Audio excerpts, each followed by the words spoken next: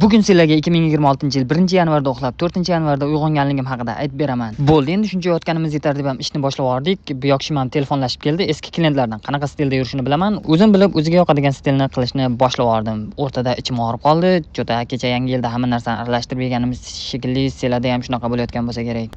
Bu problema ikkinchi darajali, birinchi navbatda ishni qilish kerak. Aytganda orqa fon xiraligiga e'tibor bermanglar.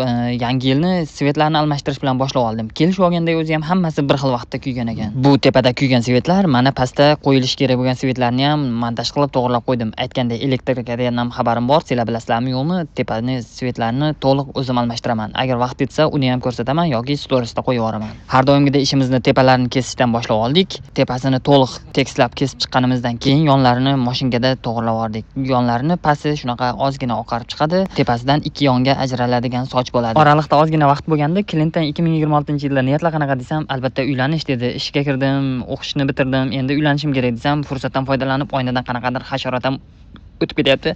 Albatta uylanish kerak. Bu yoqshim agar boshi ochiq qizlar bo'ladigan bo'lsa, pastga telefon raqamini yozib qoldiraman, bemalol aloqaga chiqsalaring bo'ladi.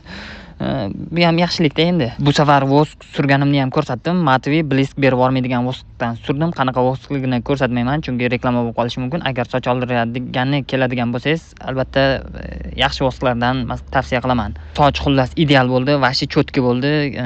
Menga ham yoqdi, klientimga ham yoqdi. Boshqa hech kimga yoqishi shart emas o'zi. An'anaga muvofiq yonlarini orqa kantovkalarini ko'rsatdim. Ular ham cho'tki chiqqan. Aytganda bitta narsani ko'rsatmasam bo'lmaydi. Men telefonimni stiklosi va chexolni almashtirdim. Prozrachniy chexol qo'ydim. Vashi boshida yoqmagandi, keyinchalik yoqib qoldi. Zo'r ekan. Kimdir almashtirmoqchi bo'lsa, shunaqasidan maslahat beraman. Men 26-yilda maqtanchoq bo'lib qolganim yo'q. O'zi avvaldan ham maqtanchoqlik qobiliyatim bor.